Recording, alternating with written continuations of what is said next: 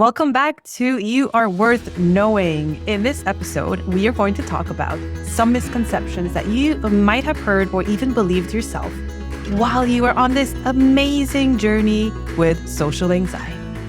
Now, I used to believe some of these myths myself because when you're in the thick of it and you're dealing with the stares, the awkwardness, and the physical reactions that are happening inside of your body, the last thing that you want to hear is that it's all in your head, as if it can all be fixed with an attitude adjustment, right? Nothing makes me more angry, makes me want to rage more than someone telling me to calm down when I'm heated up. And obviously that goes for every person on this planet, right? Because it's not just disrespectful, it's downright gaslighting. So while yes, technically social anxiety does live in our heads, it's not manufactured out of thin air. It comes with its history and background. And someone can't just tell you to wave it off like any other passing thought you have about the shitty weather outside. It's not that simple.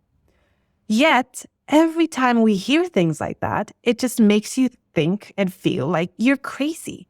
Like, why can't I get over it? Or am I the only one dealing with this? Now, being in this space for so long, I've come across many insensitive remarks, with many even going as far as telling me that there's no possible way I have social anxiety because of how I show up online. Unfortunately, as with being an introvert, because I am an introvert, chances are you are as well. Let me know if that's the case. The world will continue to believe what it believes and disregard the experiences of those of us who live them. And this goes for any marginalized community. It's just the way that we experience the world. We feel invalidated by it because it's just not what the majority goes through. So it's definitely a battle that we have to keep fighting against. And it's draining and exhausting, but we have to do it because it's worthwhile to make sure that our experiences are heard and that they're being validated.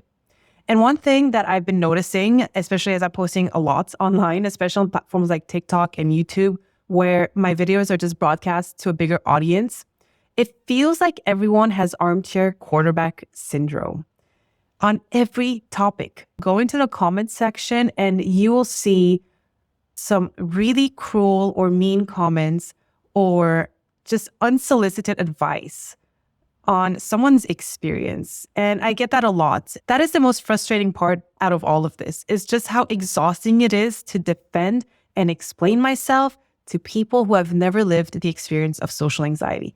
Yet, they have so many opinions on it. Moving on. For each one of these myths, I'm going to include a link to a study or a paper or an article that confirms my explanation so that you don't think that I just magically pulled these out of thin air without really doing research or backing them up. It's very important that throughout this podcast that you recognize whenever I state my opinion or share my experience versus when it's something that's coming out of the scientific community and it's evidence-based. I do want to make sure I make that distinction between anecdotal evidence, which is extremely important and we need to take into consideration and validate it. And, you know, it's important because it's someone's lived experience, right? And so we don't want to discard that. But at the same time, it's important to also look at the facts and be objective about a situation because that's going to help us in the long run. Now, here are the 10 myths about social anxiety. The number one myth is that social anxiety is a fact of life. Social anxiety is not a fact of life. It does not define you. It might feel like it's going to stick around, but that's not the case. But you do have to put in the work and accept the effort that comes with managing social anxiety. Now, the cool thing that I wanted to share about this not being a fact of life is that a socially anxious brain is the same as a non-socially anxious brain, physiologically speaking. So you're not missing any parts, your structure is intact, but the areas of activity might differ, which in itself is actually a good thing to know because that tells us that we can retrain our brains to react differently, which falls under the concept of neuroplasticity. So that in itself tells us you do not have to experience or live with social anxiety for the rest of your life. You just need a little push in the right direction, a little bit of confidence to believe that you can make friends, have fun conversations, and ask for that much deserved promotion. I used to believe that it was something I could not escape. while everyone else around me had figured out how to be a human being. And it really debilitated me because I couldn't figure out why it was so difficult for me to simply have a normal conversation without losing my train of thought or feeling like I'm stupid or boring or that I don't know what I'm talking about. And as I was going through my journey, I was really thinking about this. And at some point, I wrote this quote because I had a breakthrough, I had a realization. Here it is. I used to think social anxiety was a fact of life, a collective emotion we all go through, with some of us better suited to handle it than others. But the more time passed, the more I realized such was not the case. While a common experience for most introverts, it's not a universal plight. End of quote. So with time and effort, I saw that I had it within me to challenge my social anxiety so that it wouldn't control my life, my relationships, and ultimately my decisions. You do not have to live with social anxiety the rest of your life. And here's another mindset shift that I had to make. I realized at some point that I didn't want to stay home because of social anxiety. I wanted to stay home because I wanted to stay home. You see the difference? There's a distinction there. If you're staying home out of fear, then you know you need to work on your social anxiety. If you want to stay home because you really want to stay home and you're not trying to escape anything or avoid someone, then that's the status you want to reach. That really helped me put things into perspective and made me accept the effort and that I was willing to do it because I was so tired of living in fear. And so now here I am showing up online and in real life as close to my authentic self as possible and exposing the awkwardness I hid for decades because I stopped believing that social anxiety was something I had to live with. It's not, and I'm living proof of that. Myth number 2, managing social anxiety requires years of therapy and it is hard to fix. Now, everyone has a different definition of hard because we all have a different level of pain tolerance, resilience, confidence, to just name a few things. But that's not a reason to believe that this is a hard to fix issue. Name one thing that's not hard in this life. Please. One thing. Love, relationships, careers, growing older. Everything on this planet comes with the label hard to do, but possible if you accept the effort.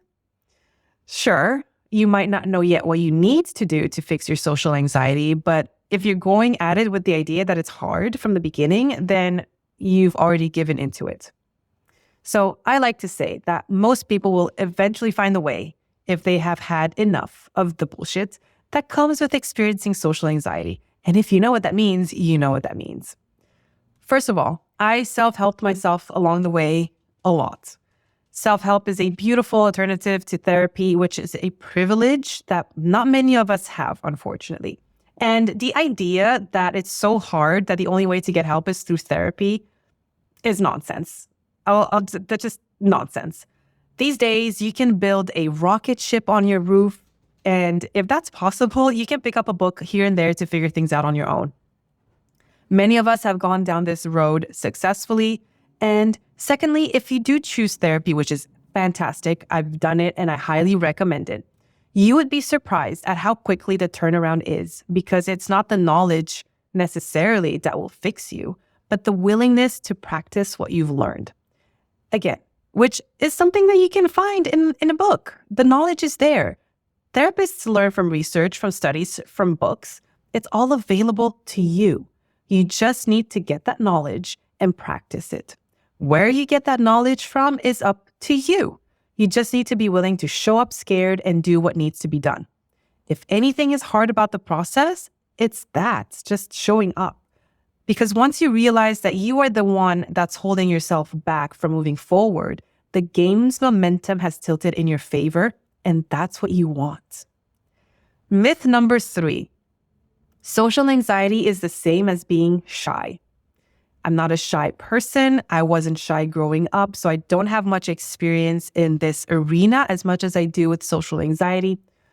So I took a lot of this knowledge and information that I'm going to share with you now from some of the studies and articles that I read, which I will also share with you. And I just wanted to give you that as a disclaimer because I don't have much experience with shyness and I don't want to act as if I'm an expert on that. I developed social anxiety in my childhood and in my early teen years, and it actually increased significantly in my early 20s. But it's easy to see why it's so hard to differentiate between shyness and social anxiety.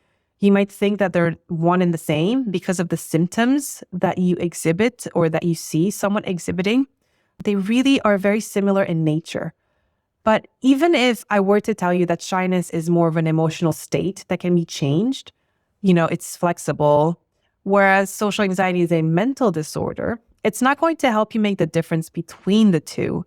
Because when you're looking at two separate individuals, you're not going to be able to know who's shy and who has social anxiety based on how they present themselves. So the reason why is because shyness and social anxiety, they lie on the same continuum. Both are behavioral and cognitive based, so they can both be overcome through practice. These are not fixed traits that you have to live with. Again, it's not a fact of life that you need to be shy or socially anxious. And the difference in each one is in the internal workings. Shy people don't particularly have social fears, so they don't have these feelings of insecurity the same way that socially anxious people do. And they don't stop themselves from pursuing their goals the way that a socially anxious person might. I don't know if that's something that you've personally experienced, but I have. Also, shy people, they do have negative thoughts about themselves, but not to the same extent as those with social anxiety, where, a negative thought can actually take over an entire day and prevent them, from actually doing the thing that they want to do. If that's something you've experienced, then I can definitely relate to that. So ultimately, that is really the difference between being shy and being socially anxious. They are not one and the same, so that is a myth. Myth number 4, only introverts experience social anxiety. And I think this myth is probably the most prevalent one out there. And speaking as an introvert, this is a misconception I believed for a long time until I actually met extroverts that have social anxiety, believe it or not. And then I realized and understood again that it's a mental health disorder and it can affect literally anybody. Anyone can have it, whether you're blue or pink, introvert, extrovert, it's just a mental health condition. It's not a personality trait. So yes, statistically speaking, there are more introverts with social anxiety than extroverts. And speaking as an introvert, I'm more likely to live in my inner world, to seek alone time, and be more self-conscious about myself. It takes me a lot of time to express myself, to put my thoughts in order, and that can really hold me back in a social situation. And then I'm going to feel like I'm being rejected, I'm being judged, and so the cycle continues. Now, that might not be the same experience for an extrovert. But again, imagine being an extrovert and you need people around you to satisfy and fulfill you. You need that. You need that to live a fulfilling life because it's really important to you as an extrovert. And imagine not being able to do that because of social anxiety. It's painful. So while introverts do experience it more often, they don't mind finding themselves alone. Their need to socialize isn't as strong. They might be okay avoiding social situations in general. So that is probably one of the reasons why this myth is so strong and why people might just dismiss extroverts that have social anxiety. So let's not do that. It's a valid experience. It's a myth that extroverts don't experience social anxiety. And it's actually a more intense experience for them. Myth number 5, social anxiety happens only with strangers. You probably believe this, don't you? And it's funny because I also believed this for a long time until I experienced the opposite in my own skin. And that happened post-pandemic when I couldn't even look one of my closest friends in the eyes while we were having our first coffee date. And it was so uncomfortable. I still remember the feeling. And honestly, you can go to any discussion board online, just type in social anxiety with friends, and you'll notice on Quora, Reddit, there's a lot of discussions around this topic. And I'm going to put a few links for you for that, and you can research. But you'll notice that a lot of the people ask the same question. Is it possible to have social anxiety with your friends or family? Yes, absolutely. This is considered anecdotal evidence, obviously, but if people are experiencing social anxiety around the people that they're close with, then, you know, by default, that's a myth that it's only with strangers. So they've actually done a study where they asked participants with social anxiety to come in and to bring a friend along to self-report on their friendship. So the participant that had social anxiety had to describe how their social anxiety affected their friendship. And they self-reported, and then their friends did the same. What happened was that their friend had a totally different view of their friendship. Namely, their friend didn't even know or notice that the participant had social anxiety. So in the participant's mind, their friendship was being affected by social anxiety, and they thought that they weren't being a good friend and that people would notice. But the opposite was true when they looked at the self-report of the friend. I think that we can relate to that. If I look back at some of my friendships, I've experienced social anxiety with my closest friends many times. I had thoughts such as not wanting to disappoint them, bore them, or have them question me. And thoughts like those really, unfortunately, made me hold back, retreat inward, and even avoid hanging out with my friends. And I really thought that my social anxiety was impacting my friendships. But as it turns out, I think it was mostly in my own head. So this is a myth that social anxiety happens only with strangers. It happens with friends. But we do need to realize as well that the impact isn't as bad as we imagine it to be.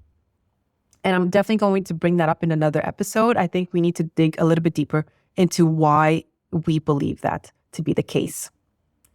Myth number 6, having social anxiety means you would rather be alone. It might seem that way because of avoidance tendencies, but most people with social anxiety find great happiness in being around others. I know I do. And at the root of it all, social anxiety hasn't anything to do with others, but very much to do with how we think others think about us. See how convoluted that is? I think it's a very selfish condition, I have to say, because we put so much emphasis on ourselves and how badly we come off in social situations. And it has nothing to do with other people necessarily. It's just how we think that they think about us. The paradox of social anxiety is that fear of social interactions can coexist with a desire of social connection. Because fundamentally, we are social creatures. We have evolved this way and probably won't be able to disconnect from this primal need anytime, unless somehow our brain reconstructs itself in the next decade or something. But it's no surprise that we seek others to have a fulfilling life. Myth number 7. It's rare and uncommon. Sorry, but you didn't win the lottery. Social anxiety is one of the most common health problems in the past 30 years, and the number of people experiencing social anxiety has increased from 2% to over 12%. So yes, it might have been underdiagnosed for many, many years. Probably, again, one of these amazing things that comes with living in modern society, that we have studies and we have behavioral science and psychology to look at all of these aspects of the human experience. And it's amazing that we have this knowledge and awareness now. So I'm sure that throughout history, social anxiety has been there because, again, we're social creatures. We want to make an impression. We want to be recognized. We want to be validated. It's just in our nature. So going from 2% to 12%, I'm pretty sure it's higher than 12%. It's just that we're not diagnosing it. It's really hard to do that. And we're going to miss many, many people along the spectrum. And it's easy to say you're not alone when you very much feel like you're the only one unable to perform to your potential because of social anxiety. Try to see it this way, though. Whatever happens in your head is happening in someone else's. Honestly, that statement has soothed me countless times over, because I see it as living the human experience above all else. There's no me against you, against everyone else. It's just us having a shared brain except we don't have visibility into each other's thoughts. Myth number 8, it's something you are born with. Have you ever thought, I will never get rid of social anxiety. This is who I am. I like to stay away from definite statements, all or nothing thinking. That's a cognitive distortion that we sometimes fall prey to, unfortunately. But no, you will not be hanging out with your social anxiety forever on your front porch. Honestly, the less you identify yourself with it, the higher your ability to manage it, because you'll see it as something you experience instead of something that you are. And it's very hard to decouple yourself from an identity. It's much easier to see it as an experience that could be fleeting, right? Some of us are more predisposed to social anxiety. Yes, that's true. But a very small percentage of that is attributed to genetics. Most of it is really background, environment, experience, trauma. So again, you are not born with it. You are not your social anxiety. And you do not have lousy social skills. They've done studies on this where people with social anxiety see themselves way differently than their peers, their coworkers, or their friends do, which is very much in line with the previous study we just talked about the friendship self-report. We think we come off way worse than we actually do. And objectively speaking, you are not your thoughts, your beliefs, your past, your patterns, your behaviors, your mistakes, your problems. Most people who experience social anxiety identify themselves with it, and that is the danger. If you say, my social anxiety showed up today, or I am socially anxious, or I'm an anxious, awkward person, those are identities you're forming for yourself. Those are not real. They're not true because your social anxiety is not who you are. Instead, you can say, I felt socially anxious, or I feel a little bit awkward today. That's okay. I felt the anxiety. I am not it. It is not me. Let's just make sure that we keep those words in check and that we don't identify with it too much. Myth number 9, you can get rid of it. Now, I'm going to put rid under quotes because I struggled with this one for a long time. I put all my hopes into being fixed and getting rid of it. Unfortunately, the best you can hope for is that you have the tools available to manage it when you feel triggered. So this is because it's intricately linked to your life experiences, to your history, to your background, to your relationships. So one way or another, even if it does at some point go into hibernation, social anxiety will pop up throughout your life in different situations, different contexts, as we've come to understand from the previous podcast, episode 1, the 4 types of social anxiety. We rotate through them as we move through life. And the good news is, there is good news about it, is that it's healthy for everyone to experience social anxiety, to some degree, of course. The extreme of not having any indication of it means that you're about to veer into the space of being a psychopath. And I don't think that's something you want, right? So as long as it's not debilitating you anymore, treat social anxiety as any other feeling that comes and goes that you just know how to manage. Stay with it and let it move through you while you're performing or doing what you set out to do. Now, like I said, I don't like to use the word rid or the word overcome that much. So instead, I like to tell myself and the people that I work with that I can manage it. That seems a more achievable goal. All right, so last myth. Myth number 10. It will go away on its own. I would put an LOL right now if I could. Haha. Because listen, being in denial is normal. The fact that you're experiencing something you don't want to and believe it will go away on its own reminds me of a younger, pain-free me. So one moment I'm sitting on the couch, the next I'm walking like an 80-year-old because I have a herniated disc. I kept telling myself, oh, it's just another pulled muscle like the 1,000,001 muscles I've pulled before. No big deal, no worries. It's going to go away by its own. A year later, tired of having the body of an 80-year-old, I had back surgery. because the pain was so excruciating, I couldn't walk anymore. I tried everything in the meantime. In that span of a year, I tried avoiding it, getting massages, I got steroid shots, physical therapy, I stretched, I went to yoga, I did acupuncture, I went to the chiropractor, you name it, I tried it. And at some point, I had to come out and say, that's it. That's it. Just shake out of the denial that the pain is going to go away. And I just needed to accept that I needed some serious help. And I went and got it. The thing with social anxiety is that it builds up.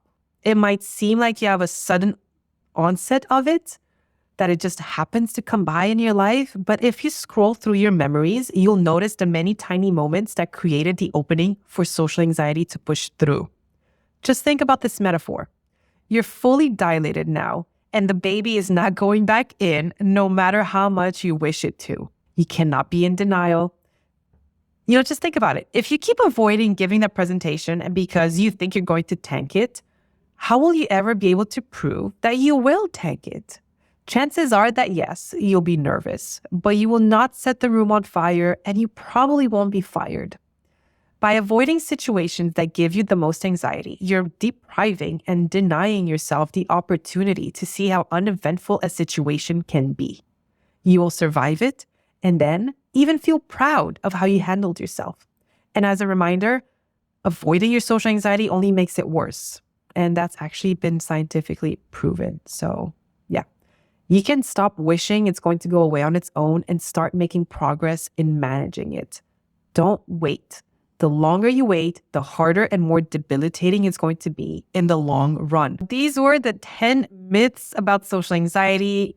Each one has its own reasons, evidence to back it up as to why they are myths. So I hope we are now all on the same page. And I thought it was really important to do this episode because I want you to challenge the things that you hear or the things that you personally believe.